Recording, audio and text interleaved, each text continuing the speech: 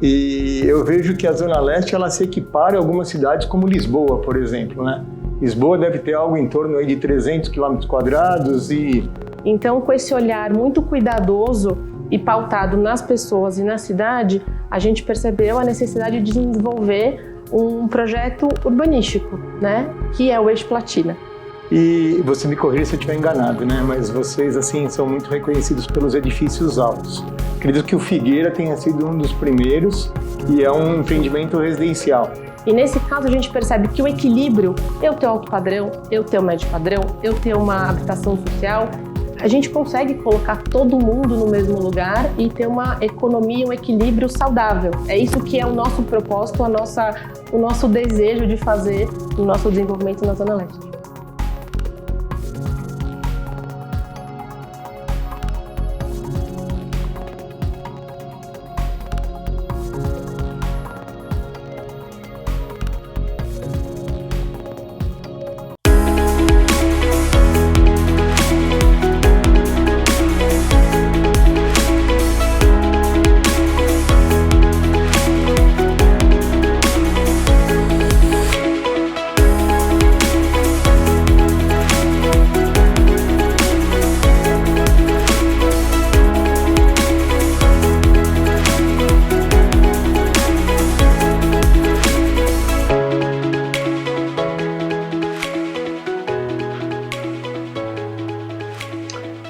Olá, boa tarde. Estamos aqui hoje com Juliana Gomes, da Porte Engenharia, e eu acho que a gente vai ter um papo bastante legal sobre urbanismo e sobre o Eixo Platina.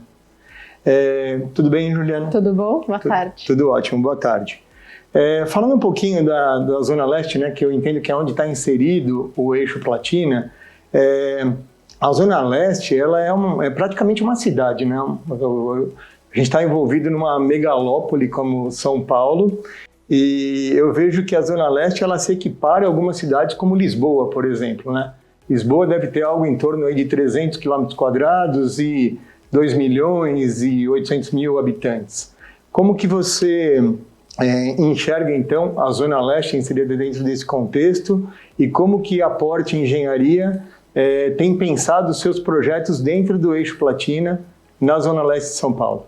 Legal. Então, vamos dar uma introdução sobre a Zona Leste. Hoje eu não vou falar sobre as dimensões físicas, mas assim a questão de população. Então, hoje nós temos uma projeção de 4,3 milhões de habitantes, né, de pessoas na Zona Leste. Isso equivale a mais de 1/3 da população de São Paulo, e espraiada aí num limite físico que a gente comenta até que não ter barreiras físicas. Então, quando você olha para a Zona Norte, você tem serra, quando você olha para a Zona Sul, você tem represa. Zona Leste, a gente brinca que se você for embora, você chega no Rio de Janeiro. Você vai, não tem limite, né? E apesar disso, foi um trecho da cidade que não teve um desenvolvimento equilibrado como outras localizações.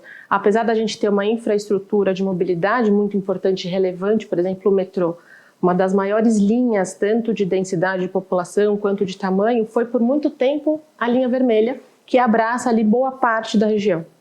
E a Porte Engenharia e Urbanismo, a gente nasce na região leste e a gente coloca realmente todo o nosso esforço e nosso olhar para o desenvolvimento dessa região. Então, o Eixo Platina ele acaba sendo como um dos nossos projetos, né? A gente fez por muito tempo edifícios, incorporações, mas a gente começou a perceber e entender, de tanto olharmos a região, avaliarmos os números, entendemos cada dia mais o que precisava.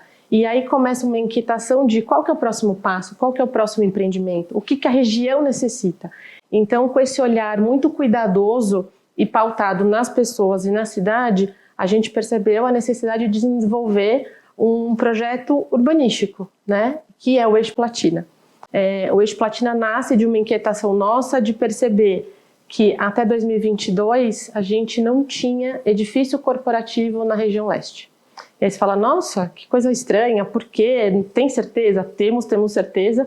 E a gente começou a entender tudo o que isso causava, né? Então a gente tem quase que uma cidade dormitório, porque a gente tem uma quantidade infinita de pessoas que fazem esse êxodo pendular todos os dias. Saem da Zona Leste, vão para a região sul, oeste, com a maior procura por trabalho, por cultura, por lazer.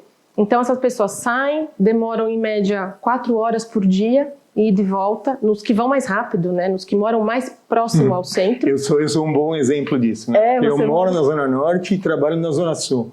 Então, aí no final das contas, eu acabo levando entre 1h30, 2 horas, às vezes, de deslocamento. Que é uma loucura, né? Você perde muito tempo da sua vida se deslocando, enquanto você poderia estar fazendo algum hobby, fazendo alguma coisa mais bacana, aproveitando melhor o seu tempo. Com certeza. E é com esse olhar que a gente falou, bom, como é que a gente faz para reter essas pessoas? E percebemos que uma das principais razões, os motivos desse deslocamento era o trabalho qualificado, a mão de obra qualificada. Onde estão esses trabalhos? Nas grandes lojas corporativas. E cadê as lojas corporativas da região leste? Não temos. Então vamos desenvolver, mas não adianta só a gente colocar um equipamento corporativo, um uso específico, porque a gente começa a desequilibrar todo o resto da cidade. Então o olhar foi, como é que eu consigo colocar o eixo, o edifício corporativo, a laje corporativa como meu pilar central, mas tudo o que eu posso implementar de equipamento urbano, usos diversos, para equilibrar a cidade, as pessoas, a economia. E aí que nasce o Eixo Platina, que na nossa primeira fase nós temos 6 edifícios implantados, já temos entregue 3 deles, a gente está agora na metade final, e com muito sucesso e muita alegria, porque a gente já percebe toda essa dinâmica diferente na região. Entendi. E foi daí então que deve ter saído o termo de cidade de 15 minutos, é isso? Na verdade a cidade de 15 minutos ele é um conceito desenvolvido pelo colombiano Carlos Moreno. Ele na verdade criou esse conceito em 2016, muito pautado em como a gente pode ir além daquelas cidades que são totalmente voltadas para as grandes distâncias, trabalhar muito com carro. Então como é que a gente pode desenvolver cidades que eu tenha todos os usos, tenha diversidade e eu possa ir a pé, né? Por isso que é a cidade de 15 minutos. Então eu consigo fazer toda a minha cadeia do dia, 24 horas. Eu vou ao trabalho, eu moro, eu vou no hospital, eu tenho uma praça, eu tenho os meus serviços do dia a dia em que eu possa ter essa qualidade de vida. E foi muito interessante porque o Eixo Platina nasceu antes. Então ele nasce ali em torno de 2012, começam os estudos, as aquisições dos terrenos. E a gente teve esse mesmo olhar, então acho que foi um encontro, até porque a escolha da localização, de já estar dentro de uma malha urbana com uma infraestrutura muito grande, né? Então eu tenho dentro do Eixo Platina, ali nessa primeira fase, eu tenho mobilidade, trem, eu tenho metrô, eu tenho corredor de ônibus, eu tenho uma das principais vias da cidade, que é a Radial Leste. Então tudo foi muito pensado e foi de encontro. Foi muito bacana ver que as nossas visões eram semelhantes e o resultado disso é muito positivo. Entendi. E você me corrija se eu estiver enganado, né? Mas vocês, assim, são muito reconhecidos pelos edifícios altos. Acredito que o Figueira tenha sido um dos primeiros e é um empreendimento residencial. Sim. E agora vocês têm o Platina 220, um projeto de laje corporativa, como você bem está dizendo. E como é que você já começa a sentir o impacto, então, desses empreendimentos já implantados do ponto de vista econômico, de deslocamento dentro da cidade? São diversos pontos. Na verdade, muito se questiona sobre a Porte agora faz os edifícios mais altos, vocês agora querem sempre bater o recorde. Não, na verdade, a altura foi uma consequência de todo o resto que nós pensamos, que é trazer uma calçada mais larga, trazer a fachada ativa, uma fachada ativa que realmente seja atraente, que tenha a população vivendo, utilizando. No Platina, por exemplo, eu tenho um edifício de uso misto, eu tenho 5 usos, eu tenho as lojas, eu tenho hotel, eu tenho residencial, eu tenho salas comerciais e laje corporativa. Como é que eu coloco tudo isso dentro daquele terreno? Se eu não tenho nenhum tipo de limitação de gabarito, vamos crescer. A sombra existe, mas ela existiria mesmo se eu fizesse um bloco baixo e mais robusto, como se eu fizer um grande espigão. Então, a resultante da altura, ela é muito mais pautada nos benefícios de outros pontos que a gente faz questão de colocar nos nossos projetos do que simplesmente bater recorde de metragem. E a relação deles, quando, por exemplo, o Figueira, eu acho muito interessante também, que muito se comenta, poxa, o alto padrão, o que o alto padrão ele traz de diferencial, ele traz de desenvolvimento econômico? Sim, quando eu deixo para alto padrão, eu deixo a padaria, eu deixo o sapateiro, eu deixo a costureira, eu deixo uma economia local que muitas vezes ela é expulsa, né? A gente tem uma gentrificação da população e nesse caso a gente percebe que o equilíbrio, eu ter alto padrão, eu ter o médio padrão, eu ter uma habitação social, a gente consegue colocar todo mundo no mesmo lugar e ter uma economia, um equilíbrio saudável. É isso que é o nosso propósito, o nosso desejo de fazer no nosso desenvolvimento na Zona Leste. Muito legal. Eu vi um termo, né, que eu acabei lendo alguns dias atrás, falando um pouquinho da Porte, falando que ela procura unificar ou, enfim, integrar 50% de alma, 50% de urbanismo, né? Sim. E aí acho que daí que surge o termo, então, urbanidade. Queria que você falasse um pouquinho mais a respeito desse termo, urbanidade. Sim, a urbanidade para nós ela é a síntese do desenvolvimento humano através da transformação urbana, que, né, no fim das contas, é até o nosso propósito. Nós todos trabalhamos, todos os colaboradores, a gente tem esse propósito em todos os dias, em tudo que a gente faz, a gente está pautado nele. E que basicamente a gente entende que a relação entre as pessoas da cidade ela é muito importante para a evolução dos dois, né? E como a gente traz isso de uma forma mais humana, mas que possibilite o desenvolvimento, então ter a qualidade de vida, ter bons equipamentos urbanos, trazer as pessoas para se apropriarem dos espaços públicos, porque muito, quando a gente fala de urbanidade, é quebrar muro. Por exemplo, transformar todo o muro de um parque que a gente tinha muito relevante, por exemplo, que é o Parque Serete, e numa pequena mudança de muro de 3 metros de altura por gradil, a gente já passou por permeabilidade visual, tudo. Segurança, visitação. Então, um parque que tinha 2.000 visitações por final de semana passou para 20 por uma simples mudança física, né? Entendi. E obviamente que você tem ali também, vem junto, vem o desenvolvimento, então as pessoas já querem se apropriar do parque. Hoje o parque tem uma série de instalações novas porque as pessoas estão usando, e quando você usa, você exige, seja do poder público, do próprio vizinho, poxa, por que você deixou o lixo, por que não apararam a grama?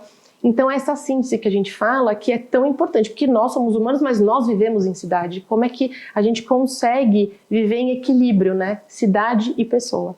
Entendi. E fala um pouquinho mais sobre como é o planejamento para a construção de um edifício como esse, né? Qual foi a curva de aprendizado, o que vocês enxergaram, as dificuldades de logística, as dificuldades em termos de equipamentos. Eu imagino que um elevador, por exemplo, deve ter sido também um desafio, uma velocidade muito maior para poder atender uma grande altura. Enfim, fala um pouquinho sobre essa questão da concepção e dos desafios para se implantar um empreendimento como o Platina 220. Tá. Na verdade, o desafio começa a partir do momento, eu diria até um pouquinho antes, quando a gente começa a desenhar e entender a necessidade de implantar um eixo, né, de implantar lajes corporativas. Eu fico imaginando, há mais de 10 anos atrás, o nosso diretor-presidente falando sobre isso com as pessoas, e as pessoas falando, mas na Zona Leste, um edifício corporativo, laje, como é que você vai colocar isso? Como é que você vai parar isso de pé? Então, é um projeto 100% privado, a gente não tem nenhum benefício de legislação, a gente segue. Então, os desafios começam a partir do momento de aquisição de terreno, né? Porque a gente tem ali pontos importantes e cruciais para o desenvolvimento. Então, também não conseguiria implantar um eixo, implantar um edifício como Platina, numa zona que não tem toda a infraestrutura, toda a mobilidade que a gente tem naquele local. Então, começa dali.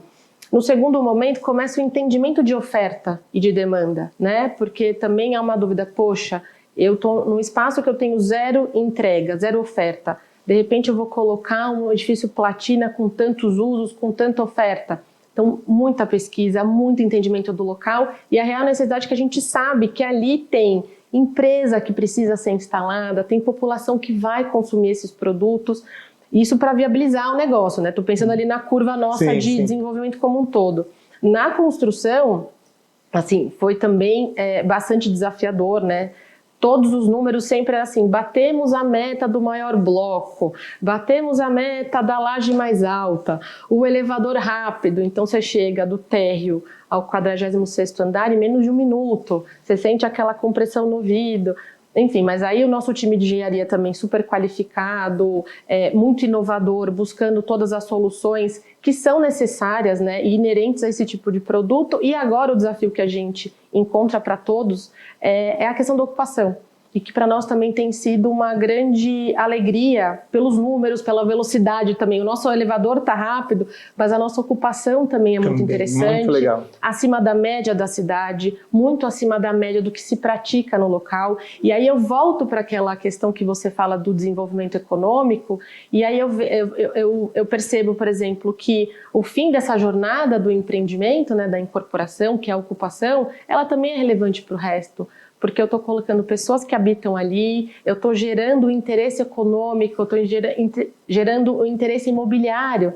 A gente vê que o próprio entorno do Platina, que não era uma área tão adensada, hoje você já vê muitos tapumes de outras incorporadoras e que nós percebemos que isso é muito positivo. Você acaba valorizando o entorno, exato, né? Porque nós estamos influenciando de certa forma positivamente, né? O desenvolvimento da cidade. A gente não vai ficar parado nunca do tempo. Então, e também criamos uma referência positiva. Então, hoje não vão querer fazer mais o mesmo, porque uma fachada ativa, que eu brinco, que é simplesmente uma garagem com uma porta de vidro voltada para a fachada, ela já não tem mais tanto interesse em estar naquele lugar. Porque será que a pessoa vai querer ficar ali, o próprio lojista, ou ele quer estar numa fachada ativa, com uma calçada larga, com área para colocar mesa, que tem um jardim que ela pode parar e olhar. Por exemplo, o nosso edifício corporativo, ele tem toda uma área de estar, de mobiliário urbano, que você passa à tarde, então as senhorinhas conversando, a pessoa levando o cachorro para passear. Então você vê que o ambiente realmente tem essa mistura, né, de usos e ocupações. Muito legal. Durante muitos anos, o Mirante do Vale ele foi reconhecido como o prédio mais alto de São Paulo, né? E agora como que ou por quantos metros o edifício Platina acabou superando o Mirante do Vale? Nós superamos por pouco. Na verdade, primeiro veio o edifício Figueira, que ele é o edifício residencial mais alto de São Paulo, com 170 metros. E depois veio o Platina 220, com 172. Para nós, como eu te falei, é um momento super interessante de marcar, inclusive, um marco na região leste, que por muito tempo ninguém olha, né? Todo mundo olha para onde se põe o sol, mas não onde nasce o sol. E a gente quer voltar o olhar das pessoas, o olhar da economia, o olhar dos investidores, do investimento, do desenvolvimento para a região leste. Então, para nós, ele acaba sendo como um marco físico ali desse grande desenvolvimento e de tudo que tem por vir.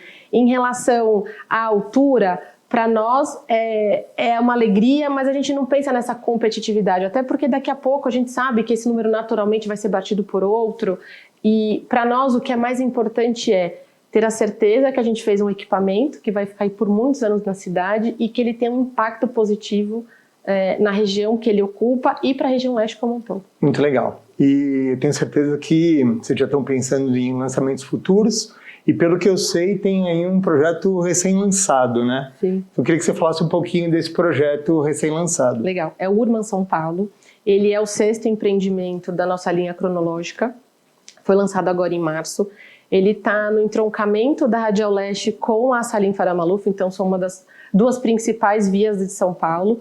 E ele acaba consolidando o eixo Platina por conta de todos os usos que a gente conseguiu colocar nele.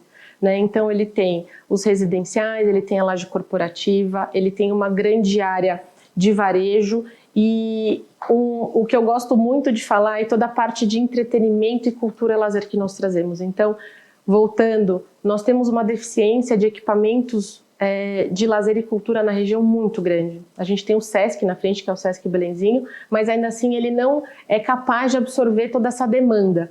Então nós vamos ter o maior teatro de São Paulo. Nossa, que legal.